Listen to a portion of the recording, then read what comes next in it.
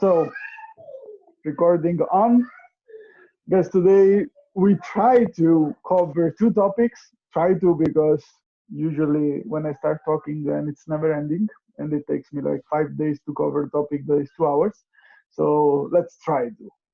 But today I wanted to discuss with you and show you some, like we did the last time, show you some exercises, discuss some exercises for the following two topics that we have in our calendar, which are um, adults and elderly with diseases. So games that we do for people, adults or people with a certain age that have shown some diseases. I guess that someone like Daniel will have this topic 20 times because it's taking also my chronic exercise therapy course.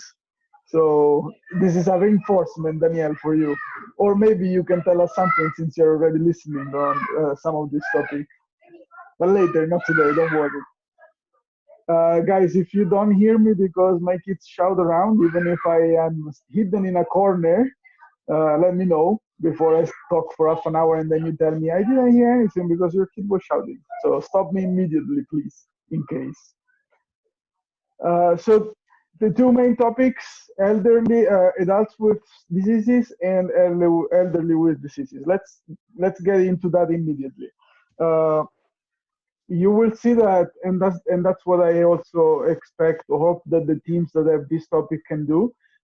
Obviously, this is a very wide range of topics because diseases may be very different at different ages. Obviously, when we talk about diseases, we talk about the chronic diseases, the non-transmissible diseases.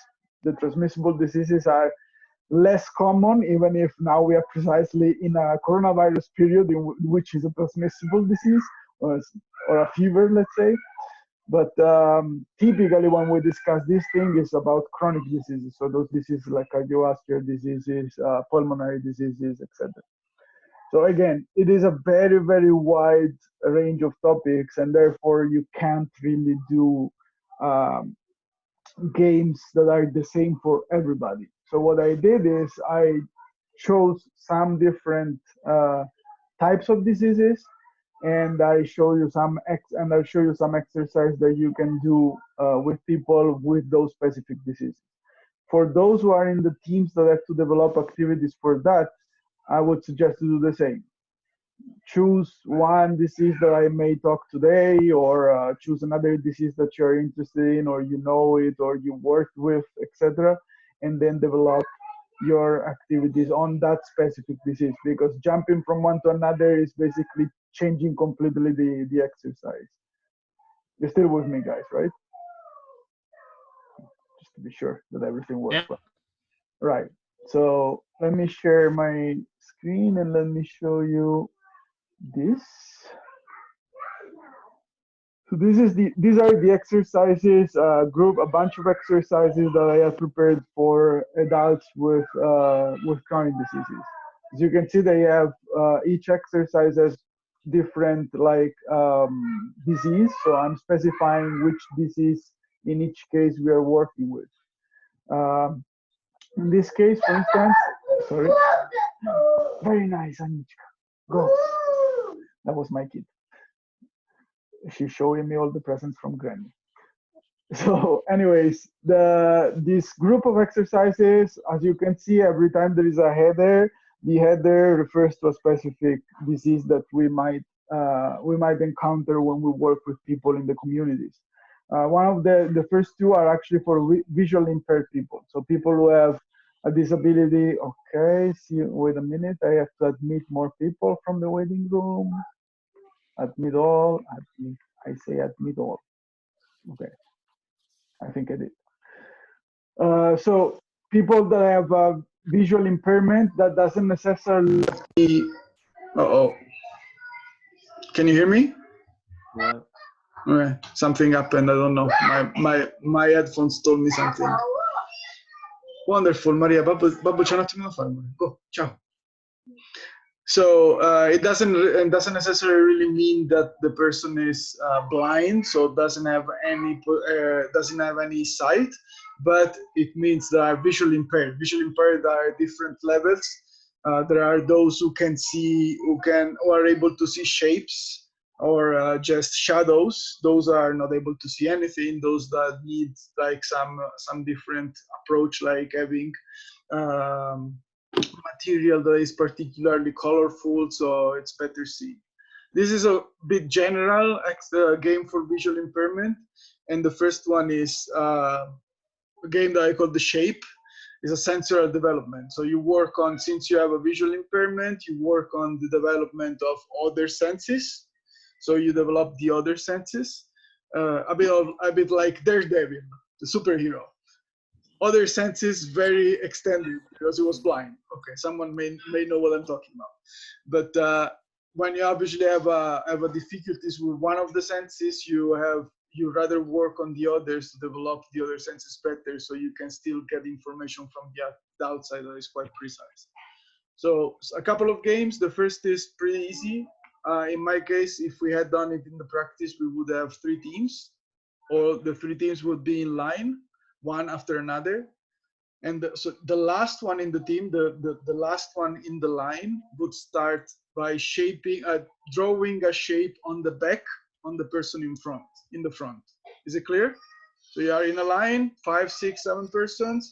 The last one in the line starts drawing a shape on the back on the following one. That person has to understand what kind of draw the person behind did, and do the same on the back on the person in the front, and so on until reaching the head of the line. Yes? No? Have you ever played this game in which someone starts and says a sentence on the ear of someone, and then this sentence goes all the way around until the last in the line says what he or she heard from the sentence? It's called wireless phone, we call it. It's similar, just with shapes. So I draw a shape, then the other one draws the same shape until it reaches the first in the front, and that one has to say what kind of shape was drawn, was the draw about. And that's a sensory development for touch. So you have to learn to touch properly, to understand the touch of the others and feel what they are drawing without seeing it. I had, for instance, here, if you can see, there are shapes. I put some challenge. Last year we did it with different challenges. This year I wanted to do it with this. So the first round, it will be a heart. So you start with very easy draws. A heart is quite easy to understand. You just do this shape of the heart on the back of a person.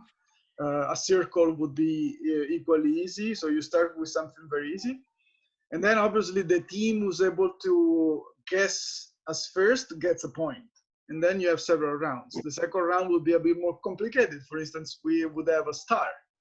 So you have to draw the first one, the last one in the line has to draw a star on the back, and then on and on and on until it reaches the first. Then it gets worse and worse. I had a fork, a tennis racket, and then I had the shape of Italy. If you do the shape of Italy, obviously, and someone says a boot, then it's still good enough because Italy looks like a boot. But it becomes fun, like it becomes more complex, and then depending on how good people are at guessing, you can make it even more difficult and more difficult.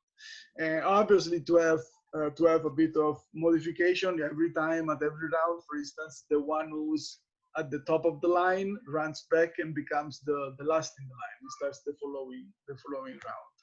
Is that clear, guys? It's way more boring to say it than to play it. Playing it would be much better. But it works very well for visual impairment. And then another one for visual impairment is I have the orchestra. It also works for sometimes for instance, the pulmonary diseases, because you have to use your lungs in a certain way. Also for cooperation and social development.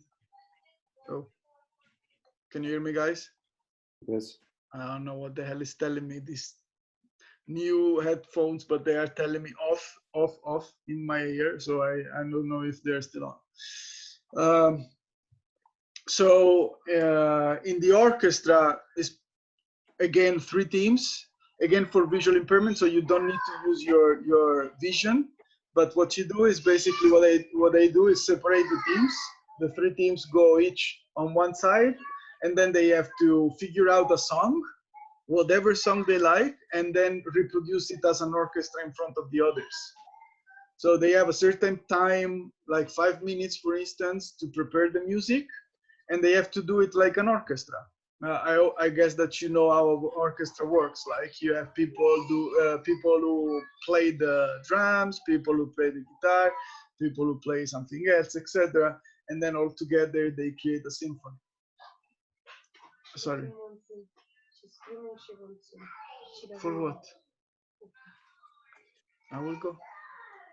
Sorry, guys. Issues of kids. My kid cannot poop without me, so I gotta go in a minute to clean her. She wants me now? Yes, because she does. Okay, give me a second, guys. That's, for instance, something that would be better to be visually impaired to do, or at least not have the sense of smelling. I'm coming back in a minute. Sorry, guys.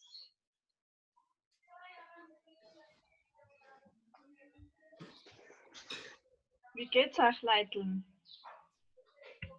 Gut, dir? Ah, gut, danke. Bisschen schräg ist es schon, alles von daheim zu machen. Ja, schon.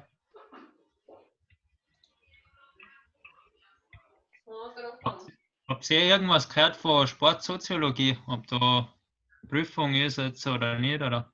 Das wollte ich auch schon fragen. Ah, ich glaube nicht, das letzte E-Mail hat sie gesagt, wir kriegen nach Ostern Infos, oder? Das heißt, es lernt keiner von euch jetzt? Ja. Ich habe noch nichts gelernt. Okay, ja nicht. Das ist das einzige Fach, wo ich noch nie reingeschaut habe in die Unterlagen. Vielleicht schreiben wir ja mal eine E-Mail, keine Ahnung. Ja. Dass wir einen Termin haben. Okay, something happened. I heard a lot of German. Let me see. I don't know why I cannot. Well, anyways, you hear me, right? So that's good. You keep hearing me. Yes? Yes. Okay. I guess that this can go because I'm hearing you from the computer directly. So.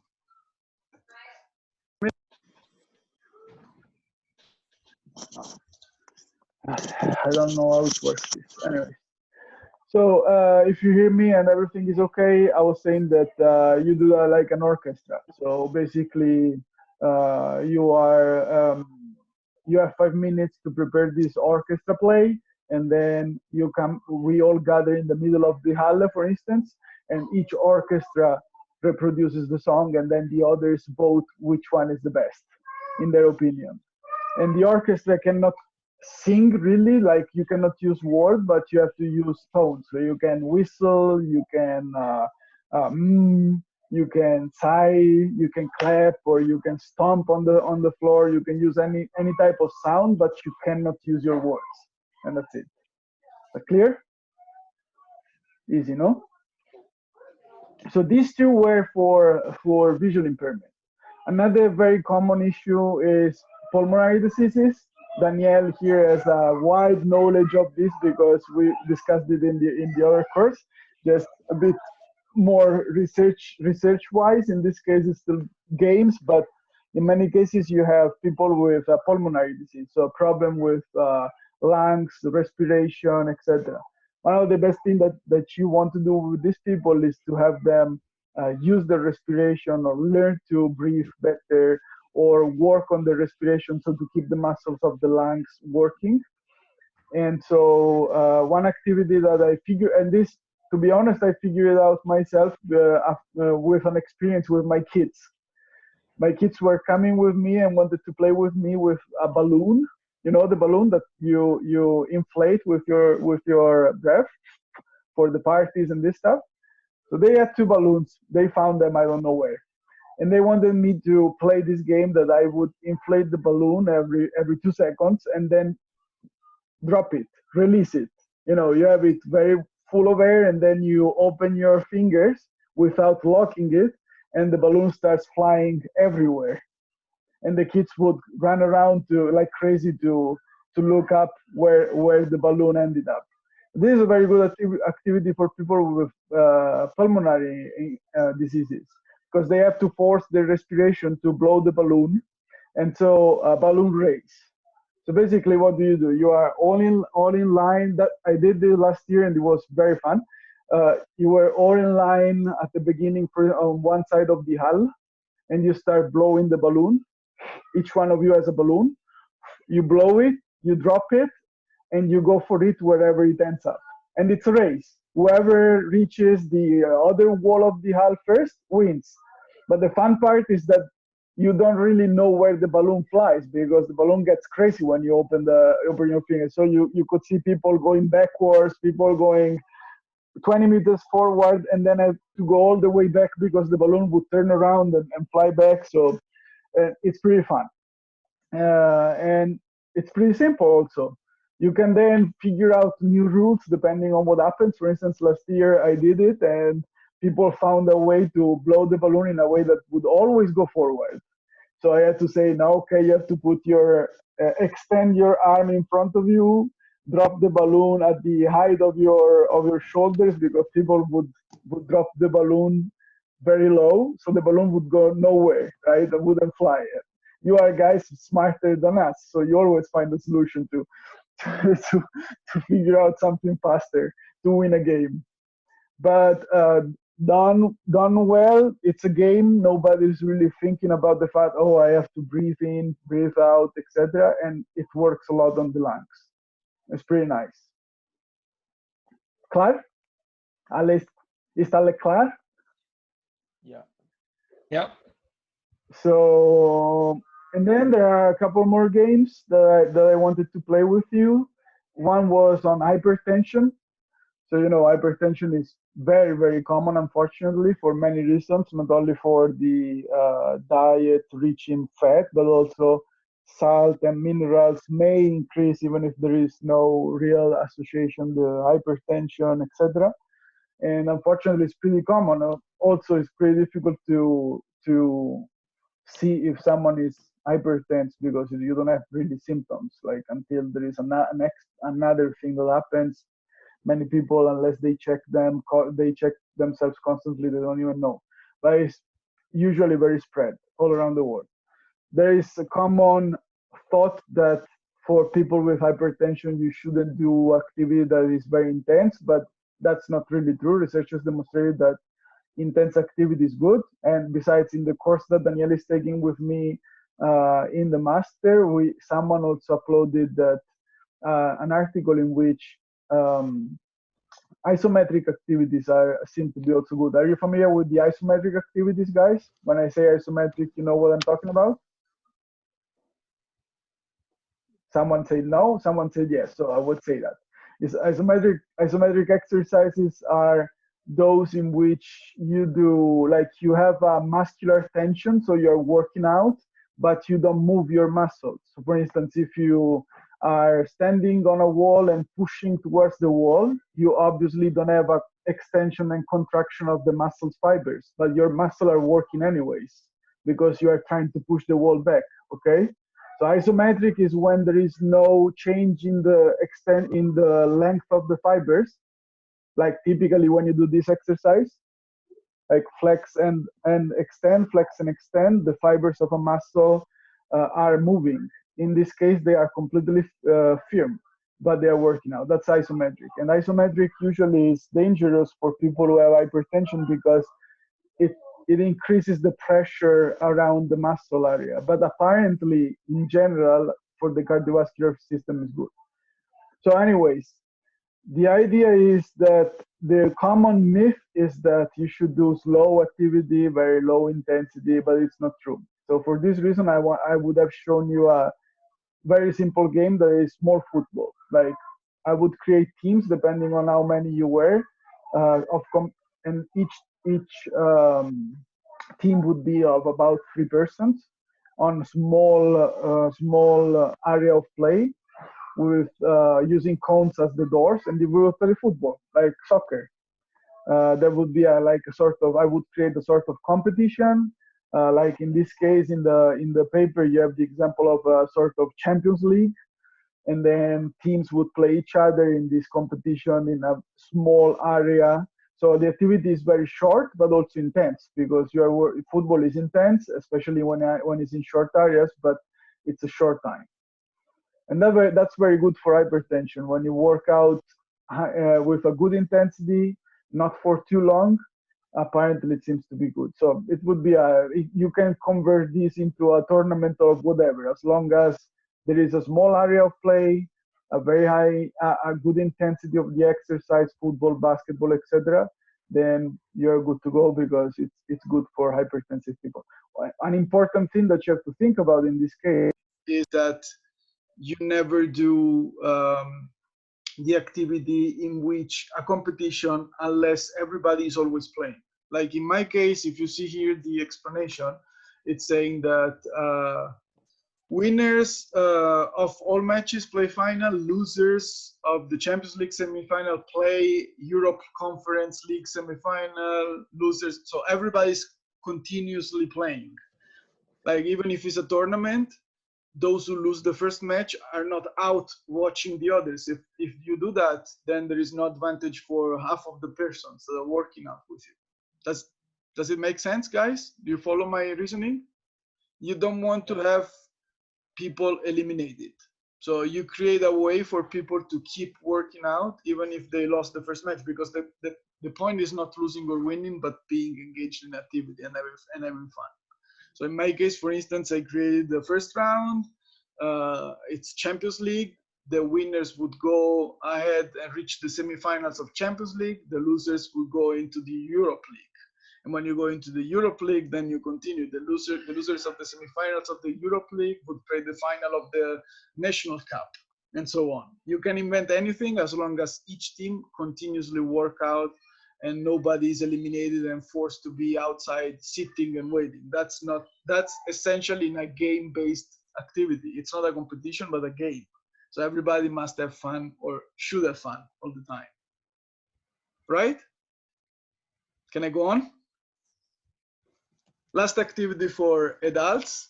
I put a basketball sudden death. I don't know if you're familiar with that. I'll try to explain it. Last year, it cost me quite a lot, until in the end we tried it in practice, and it worked well when people saw that.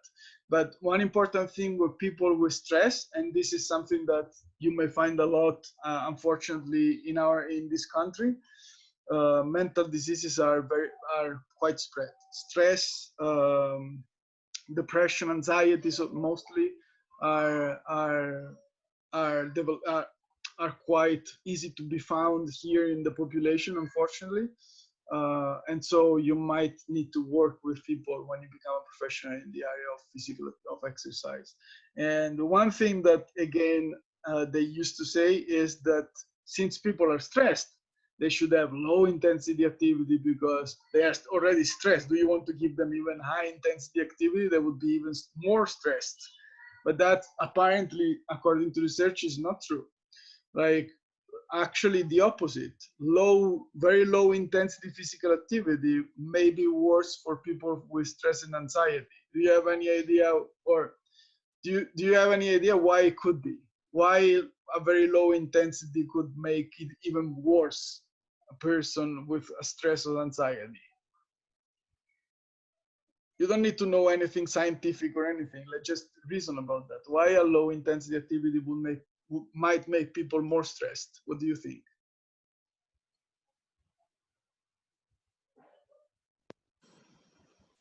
Guys, no ideas? It's not an interrogation, it's not an exam, right? So you can even guess wrongly and nothing will happen. You will just have to repeat the course next semester, but nothing else. Just kidding. I have an idea. Maybe because of the duration, because low intensity training is longer than high intensity training. Was that? Because I need to put an F of fail on your. I'm just kidding. I'm just kidding. Well, I honestly didn't find that as a reason that was given by the researchers, but close to that is more that the low intensity physical activity. Let's make an example of a low intensity physical activity. What could be a low intensity?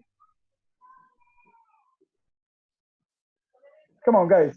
Low intensity physical activity. What could Walking? Walking. Yeah, the easiest one. Walking. A person is stressed.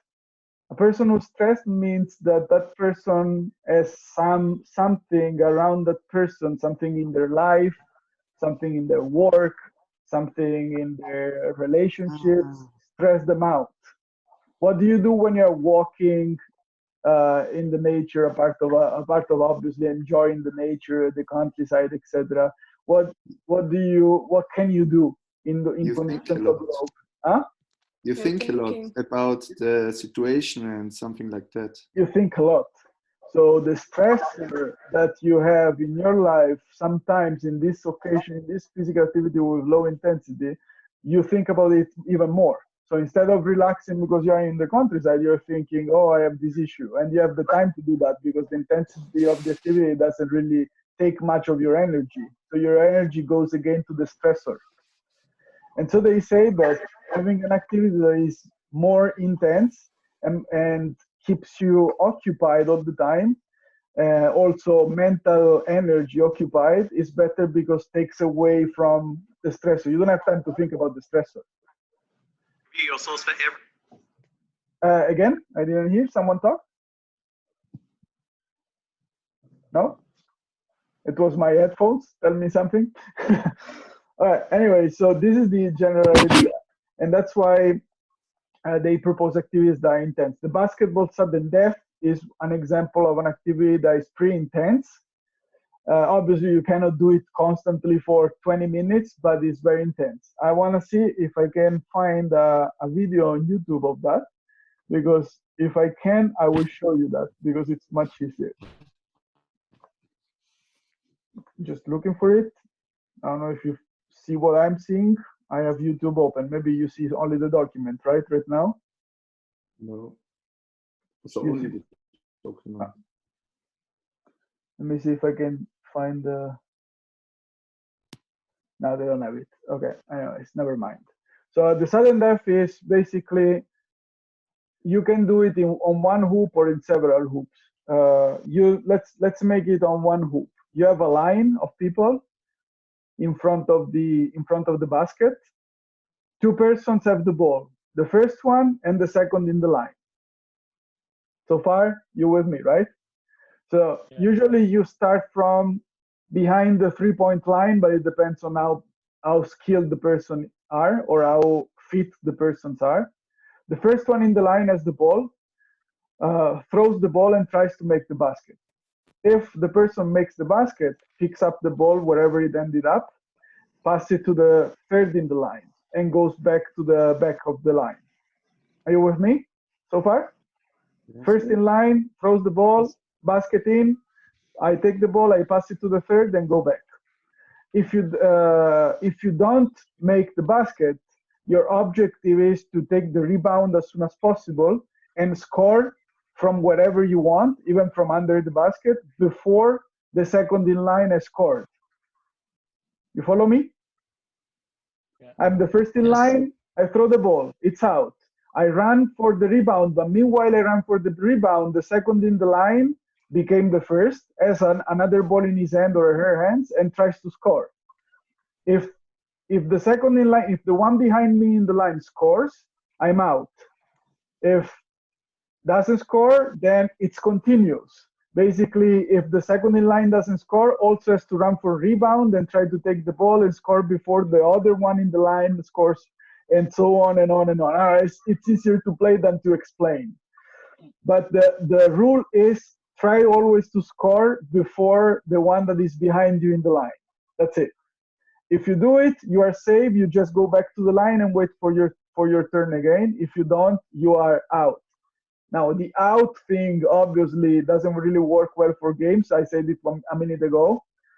So what I did last year is, you know that in the hull we have 6 hoops, right? The small hoops around the perimeter. We have the 2 main hoops in the middle of the hull, and then we have 6 hoops around, right? You all know, right? So I made 6 teams. Each team was using a hoop and doing the sudden death, this game. If anybody was out, had to run to the following hoop on the right and join that team. And the game would end up when in at least one hoop had only one person. You know, in each hoop there were 3-4 persons. Now, if you lose, you have to run to the other hoop. So you increase the person in the other hoop, but in the hoop where you were before, there are less persons because you have to run away. Are you with me, guys, more or less? Yeah. Maren? Sí. So little by little, like people are out and run around. It's very intense because you have to run for the rebound, try to hit out the score, etc. And then you keep running around. You are never eliminated, but you just go and occupy another hoop if you lose. And so then you stop the game when there is a hoop with only one person because that person cannot play alone. You always need another person to play the sudden death because when you throw the ball and you don't score, there is a second person behind you that tries to score before you. So if you remain alone because you eliminated all the others, then you are the winner of the competition.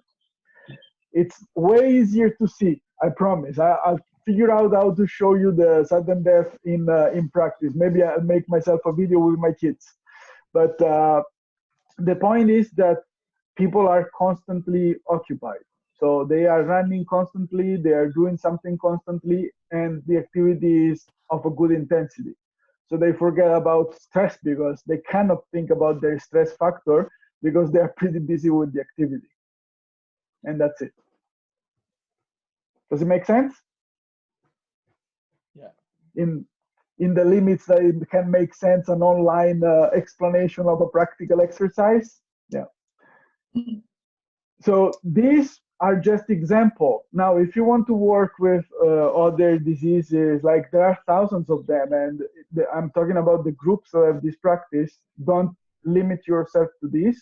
But if you find something that is interesting, games interesting for cardiovascular diseases, for other diseases, go ahead. I'm just showing you the most common that you may find as a professional in the future, because pulmonary diseases, cardiovascular diseases, so hypertension, stress, are among the most common that you will find out there in the communities. Cardiovascular and pulmonary is something that is very common everywhere in the world. Stress is also very common, but as I said, according to the Austrian health system report, and according to the European Union, Austria has very high levels of mental diseases, among them stress and anxiety. So stress and anxiety are pretty important fields in which you might need to work, and you will see these topics repeated over the course of your career because that's our community. When I was in the United States, it was similar, like the situation of mental disease is very, very high, is impressively high, but they have a major problem worse than that, and it's obesity. So they are more stressed in the cardiovascular part because obesity is like 70% of adults have at least overweight or obesity. So obviously you have to focus more on your community than in other communities, but you need to know about most of them. So again, the teams that have to do that you can choose the disease that you prefer. If you have personal experience with that, not like that you have it, but you work with it or you have an interest in any disease, please go ahead and do anything you want with any game you want with that. If you want to stick to one of them, one of the ones that I presented, also is fine. Questions on activities for adults with diseases that you have now? Or the games that I said, except I don't understand the sudden death. That's not a question. That I will try to make it easier for you by showing you how it works. No? Everything? Alle is klar? Is there more general information about it, like high intensity training for this disease or another, like general information? Well, if you want to know more, Yeah. you mean? Well, there is a lot of information. If I can share with you links, and I can share you even other documents that usually teach at a higher level, at a master. Actually, Daniel has them because one of your classmates is also in the master with me. So I have plenty of documents on that. Just that remember that here we are focusing on games, so it's not training. If Okay. it was training, I would have told you even more than that. But here we remember that we have to talk about games. If you want, I can share you with no problem those presentations and PDF and links that they have for the other group. It's a bit more like quite a lot more detailed. But don't get lost with the information because I don't expect that from you guys. What I expect is just that you think about games. So nothing about training or generalities in terms of physiology of these diseases, which you can find in those PDF files. Okay? But if you have an interest, I'm happy to share it with you. More questions? So let me show you I'll stop sharing. I'm doing pretty well this time. Let me show you the other topic, and the other topic will be there will be something that we saw also before the last time, but let me share the screen again, but with there you go. This is the other topic that is related is exercises for elderly with diseases. It's related to the previous one, but adults and elderly may have very different types of diseases. Like the most common diseases at certain ages are, for instance, hypertension, for instance, stress, for instance, COPD, which is a lung disease. When you reach elderly, there are different diseases that show up. For instance, arthritis is very common, osteoporosis, Alzheimer, unfortunately, may happen. Also, those are more related to later stages of our life, and that's what I wanted to highlight with this. One of them I've discussed it already in the master course is an activity and at the same time is a game. For instance, one very common disease that you find is arthritis. Arthritis is when, people with the age start having their system works worse, and for many different reasons, they have these difficulties in moving their joints. Arthritis. So we discussed it even the last time because anyways, exercises for joints are good for elderly. So I don't know if you remember, but the last time we mentioned it as a general exercise for even healthy elderly. For elderly with rheumatoid arthritis or for elderly with general arthritis, working on their joints is very important. In the case of specific of rheumatoid arthritis, what happens in the hands or what happens in your body is that the immune system is attacking our joints and making them inflamed. So they become swollen, they become big, they become stiff, they become painful. And rheumatoid arthritis specifically attacks the hands. So you see these people who have difficulty in moving their hands. They have more difficulties in do things of daily living with their hands. And you don't think about it until you need them and you can't use them. Like how much you use, for instance, right now, I've been asked to open this because I closed it, and since I'm very strong, nobody can open it but me. And I'm using my hand. If I had a rheumatoid arthritis, I would be shouting like in pain for that. So that's pretty simple activity. And yet you need your joints to work well. So for rheumatoid arthritis, you can have this problem in your hands, and you want to work out the joints of your hands, so to keep them moving, to keep them lubricated. And one exercise that I always like is called squeeze it. It sounds a bit weird, but it's just like the word says. Squeeze it is a game in which there are teams. Each team has a box in their area full of balls of whatever type. Okay, so teams. The teams are in 4 different areas of the hull. One on a corner, one on other corner, other corner, other corner. In each corner, there is a box belonging to the team. In each box, there is a lot of balls. Equal number of balls in each box at the beginning. Let's say 50, 50, 50, 50 balls per each box. When the game starts, the objective is to reduce the number of balls in your box by dropping them in any other box of other teams. It's easy, no? Makes sense? You can visualize. Can you visualize that? So I say start. You can only take one ball at a time. You grab the ball from your box. You take it to the other side, to any other box of opponents, and when you are doing that, you are squeezing the ball meanwhile.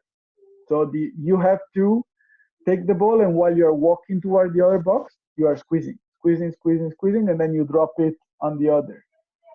Once you drop the ball in an opponent's box, you just go back to your box, take another ball, and again, over and over again. See, pretty easy. I guess that this is easy to also visualize, even if you've never done it, and it works pretty well for the joints. Another game that we discussed the last time that would work well also in this occasion is, I don't know if you remember it, we said it the last time, is the boiling potato. Remember? You are in small groups in circle and you're tossing the ball to each other, different balls, etc., and you have to grab them. That also works well, just that the difference in this case is that you are squeezing all the time the ball until you reach the opponent's box. So you're working out for a longer time with this movement of squeezing the ball. It can be tennis ball, it can be a foam ball, etc. Yes? Let's go into another one, Alzheimer's disease. So in Alzheimer, one of the main losses, depending on when you get the person at which stage of Alzheimer, is memory. Unfortunately, at latest stage of Alzheimer, there is not much that we can do actually. Like in general, also games, exercises. If a person just is able to stand and sit at home, it's already a success. Unfortunately, we haven't figured out still how to stop it and how to work out with people when they are at that stage, because those people usually have difficulties in doing even the easiest things. But in earlier stages, a good exercise is a memory exercise. So for instance, memory games are very nice. This also we did the last year. Have you ever played a memory game? Like in which there are cards that are covered and then you uncover two cards and you have to pair them up. If you cannot, you have to cover them back again and try to memorize where the cards are. This is pretty much the same. Last year, let me see I don't know if you can see can you see this that I just opened, or you still see the exercises? You still see the exercises? So probably I have to do the share screen and select that screen. I had this prepared. Can you see it now? A series of picks. So I don't remember if it could be 4, 5 teams, 6 teams. Each team would have a set of this. The set is pair the athlete with the sport. They are more or less all famous athletes, or they have hints that can help you pair the athlete. This, if you don't know the first one in the top corner, then you fail my class immediately, because he's the best tennis player ever existed. If you don't know this one here at the top right, also you fail this class because you are in Eastbrook. Here you ski a lot. You cannot know Michaela Schriffin. I'd rather not know. But so the game is pretty simple. I have a set of these cards, but it can be any cards that you want to use. Like in my case, for you guys, I have prepared the sport cards. You prepare them. You have the groups in different lines or in different zones of the hull, and you prepare this set of cards covered so they cannot see at a certain, like let's say at 20 meters far from them. And then the game is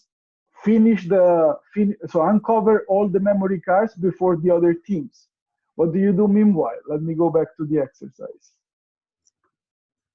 Mm-hmm. Basically, it's like a race. Each team next to each other. Each team has this set of cards covered in front of them 10 meters, 20 meters far. To reach the card, when I say start, one person from each team starts going towards the cards, and to reach the cards, will find in front of him or herself three cones. At the first cone, when you reach the first cone, you do, for instance, 10 lunges. When you reach the second cone, you do heel raising. So you raise your heels. You go on the tiptoes and down, on the tiptoes and down. The third cone, you do seated leg lift. So you have a chair, and you have to sit on the chair and then lift and then lift. When you finish all these exercises, you can reach the cards, the set of cards, and uncover 2. If they match, you match them up. It's a pair, so 1 point for your team. If you don't, you put them back. You go back normally, just walking towards your team, and then each team has a paper and a pen. And you have to try to memorize what you uncovered and where you did uncover it, and you can recreate a map of what you've seen on the paper that each team has. Does it make sense, guys? So you try to memorize, okay, I just uncovered Roger Federer, line 2, third from the right. You go back to your team and you say Roger Federer, line 2, third, if you remember it. Obviously, that's precisely what it is. It's an exercise of memory. So you have to put effort in trying to memorize what you find.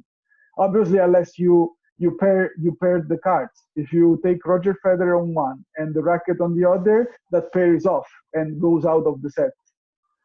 When you're able to wipe all the set out, so when you're able to uncover all the cards matching all of them, you win.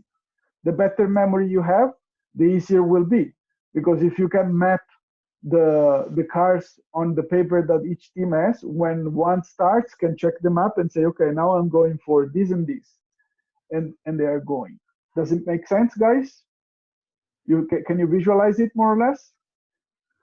And so it's not only an attention game, but also a memory game, because the more you memorize, the better your team will perform later. And you can do really anything. You can do a simple memory game in which you don't have to do exercises in the middle. I had prepared it for you guys with exercises in the middle. So you go, you do lunges, you do some exercises for your strength, for your endurance. Then you reach the set. You uncover 2, go back, and so on and on and on until the game is over. Usually it's relatively fun. Last year we had some difficulties because I put some athletes that apparently, even if very famous, someone didn't know, so I had to sometimes give some hint. But it's as long as you choose the proper cards, so you can take cards that already exist, or you can do it more fun by creating your own cards, knowing the people you are working with. If you know that those people are like, I don't know, flowers and this stuff, like my granny used to like flowers a lot, and she knew a lot. She would give me a class on gardening and flowers every time we went to her garden. So you know that those people are very good at certain things, and they like that. You can create your own set of memory cards on flowers, monuments, sportsmen, whatever you like, as long as they like it too, because also motivation is very important. Okay? Yes? Yes. Thank you. The Parkinson, I will just skip it because we have discussed it the last time. Parkinson's disease, as you know, is a disease that little by little reduces the ability of the persons to move properly, because it's a disease that affects the nerves that connect the brain to our muscles. So the typical first symptom is tremors. You know, when you have tremors and you cannot keep your hands firm, and then little by little it gets worse. So one of the recommendations is to keep the people moving, have people moving at low intensity but constantly. That helps also the muscular tone, and help working that connection between the brain and the muscles. So the activity that I had planned was probably we wouldn't have done it in either day, but if you remember, we discussed it last time, back in time. You give a time, you give a position where to go, and persons have to go and come back in the time that you give. and that's very good for people, for elderly with certain disease, as long as you don't make them run. They don't need to run. They need to walk. They need to jog if they can, not run like crazy. So you don't tell them come back in 2 minutes, go to from the Halseben to the airport and back in 2 minutes, because you probably will find their dead bodies on the way to the airport. That's too much. But putting the proper distance and the proper timing is a very good activity, because you want them to keep being active as long as they can at a low intensity activity, at the low intensity of the activity. Last 2 exercises, guys, for this. Depression, and then one that works very well for many cognitive diseases and physical diseases. Depression, very common, unfortunately, even more common in elderly than in adults, because there is an issue that triggers depressions in many cases, which is social, and now I tell you, social isolation. I couldn't recall the word. Isolation. In many cases, or in some cases, elderly suffer from social isolation because you get less and less ability to move, gets less and less willingness to move and go to see your friends and this stuff.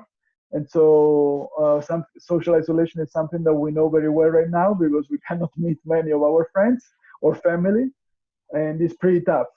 When you have reduced functionality, reduced ability to see your friends, etc. Another thing that happens very often not very often, but may happen in elderly, is person of your age or of your more or less generation, whom was a very good friend or is a very good friend, passes away. Also, that has a terrible effect on psychologically for an elderly. Hopefully, you didn't experience that, but my granny had very good friends. Obviously, at a certain age, they passed away, and she was obviously depressed, because you start thinking, okay, now it's my turn. It's coming soon. I'm losing friends, because the age, unfortunately, doesn't forgive us. And so depression is a possible disease, a possible problem that you find in elderly. One thing that I proposed in other circumstances also is movie night, obviously elderly style, like no need to run, no need to do weird things, etc. It's as simple as it is. It's a movie night. Have you ever played the movie night? The movie game in which someone tells you a movie and you have to show the movie to the others without using words, without saying it. So you have to reproduce parts of the movie, no sounds, no words, and the others have to guess in your team. There is also a movie night, it's called. Really? Guys, it's evident you are playing Fortnite and this stuff. You don't play movie nights, right? You FIFA 2020 and this stuff. That's old generation. So the game is, as you can see in the paper, I have a list of movies, and I have 4 teams. 2 per team every time would come to me. I would whisper the movie, so Star Wars, and they would have to come back to their team and try to reproduce Star Wars with movements, but no words, no sounds, nothing. So they have to have the people in their team guess that they are showing Star Wars without saying it. You follow me, guys? Mm-hmm. Yeah. So first movie, Star Wars. So 2 from the team would go back to the team and do whatever. I hope that you guys know Star Wars, even if you are millennials. Tell me that you know Star Wars, guys. Oh well, there are the new Disney movies, but I'm talking about the real Star Wars, like 1978. I was not even born at that period. Anyways, what I would do, or what my generation would do, is 2 things. Either I do, which is more or less approximately Vader's sound, or I would do, well, some sound you can do it. It's the laser saber. Anything. you figure out how to do it. That's the fun of it. Like the people have to figure out what to do to reproduce the movie without saying a single word and having their team guess before the others. So just for obviously you have to know your the people you're working with. You don't put find Nemo or Finding Nemo with elderly that probably don't know that. But I did these movies are just an example that I did for you guys, so we would have had fun in the practice. Star Wars, Iron Man, Hobbit. I guess that all movies that you guys more or less know. And it's pretty good for depression. You put some movement, so it's moving your body to represent the movie, and at the same time you socialize, you have fun, you laugh because certain representations of movie are really laughable, but not laughable in a bad way, laughable in terms of we all have fun because how the hell did they think about Kung Fu Panda and did that stuff? So it's pretty fun. As you can see, the movies that they have here in the list, many are inspired by my kids. There is Kung Fu Panda, the Schöne und das Biest. There is Findet Nemo. That's thanks to my kids that let me watch those over and over again. And it's as simple as it is. So it's a game that uses using body movement, and at the same time it's pretty fun and helps people with depression to not think about it and also fight the main reason of depression, which is socialization. The last is I would have done it only in case we would have had time, but it's really an open game that is really good for many cognitive and physical diseases, and it's bocce. Have you ever played bocce? It's that game in which each team has their balls of their own colors, and then there is one that we actually in English they call it pallino. It's a smaller ball. The smaller ball is somewhere, and the purpose of the game is that with your own balls you get closer to the pallino than the other team. You can either just be very precise, or you can hit the balls of the other to throw them away, etc. This is a game that works for many things. It works for arthritis that we already discussed. It works for other cognitive diseases, for instance, attention, something that is good for Parkinson and Alzheimer early stages, attention, precision of the movement to throw the ball properly, etc. So it's really open, and I would have shown you all in case we had time, because it's not very specific on one, but it's open to exercise. And actually, I don't know the elderly that you know, but in my land they play bocce a lot. It's really a game that usually is liked. It's not intense. It's usually fun for people of older age. Questions? I may stop sharing so I can see all the faces. There you are. I had only Aaron in front of me that seemed to want to cry. And before I had Nico was like laughing like crazy for 20 minutes. I don't know if about the diseases I was describing or talking about with someone else. I didn't want to ask Nico. I don't want to know. Any question on this, guys? Ah, basta. Enough. Staci. I'm going to tell you in all the languages. How is enough in German? When you say, okay, enough. Genug. Genug? Genug. Genug? Genug. So I know I can tell it to my kids now. Genug. Basta in Italian. All right, so if there are no questions, this is pretty much what I wanted to discuss with you today, guys. I will try to see if I can find a sudden death basketball sudden death game either on YouTube with a better search, or if I convince my kids and my wife to follow me on a homemade video, which I like a lot to do, as you could see. Anyways, if you have any other question, then later on, you know that you can just write me and I will reply.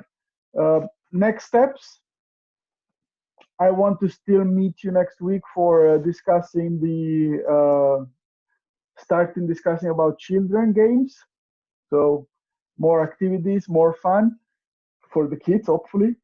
For us, more talking about of Armando and more of your faces of Danuk after 1 hour.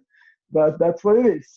So for now, just we will go ahead this way. So next week we will keep meeting in Zoom and discussing about this activity, and then I will give you a rest, but I will give you tasks meanwhile to do something for me.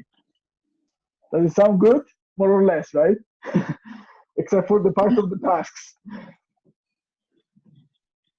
So if you don't have any more questions, again, I will stop the meeting here. I will upload the meeting in OLAT as I did also before. Remember that you find the video on a text file, not as a video, but as a link to YouTube, just in case you want to go back and watch it over and over again, like a movie. Or just in case you want to, if you have to prepare activities and you want to see again what we were discussing here. Again, if you have questions that pop up in your mind later, just let me know and write me. If not, I'll send you a Zoom invitation for next Monday and we'll start discussing about kids. And I might connect from the garden, so maybe I can show you some games for kids since I have kids. And finally, maybe they can be useful. Okay? Now, as long as it's not child abuse, I will try not to abuse of them, just being nice. All right, thank you guys. So it was beautiful. It was great to talk to you, especially because it was a monologue, except for the Danuk question. But next time I'll see you. Anyways, consider that I have three women at home, so I never talk. So this is my time. So thank you for listening. I'll see you next Monday. I'll send you the link by Sunday, I suppose, as always. Thank you, guys. Thank you. Thank you. See you. Bye. Bye.